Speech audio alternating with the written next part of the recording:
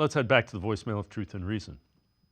Hey guys, I was just thinking about as far as the offensive line, and I think a lot of the guys got complacent due to lack of competition. I think if we would have used one of our draft picks on an offensive tackle, it might have put a little bit of more motivation into guys like DeJuan Jones, Jedrick Wills, and maybe Jack Conklin to maybe take their rehabbing, or as far as DeJuan Jones, staying in shape a little bit better, knowing that they had somebody fresh coming in behind them that is going to push them. I think the lack of competition has led to a lot of the problems we have on the offensive line. Just my thoughts. Hopefully we can get a win this Sunday. Go Browns.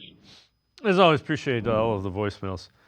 Quincy, I don't know. I think they're injured. My question is, how did they not, being the organization, how did the Browns not realize that these guys, all three of them, were behind where they thought they would be rehab-wise? That's the bigger question.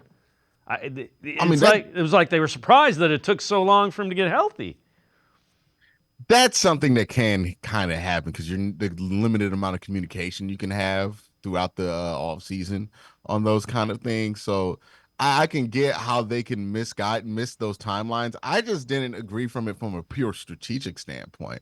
You got a guy at the end of his rookie deal in Jed Wills. You have Jack Conklin who's aging. It made sense to me to grab a tackle in this year's draft when there were so many to get them here. I know the caller brought up a point about competition, and that might be a factor in all of this as well. But I think that competition is a byproduct of when you just have a lot of talent in a room, right?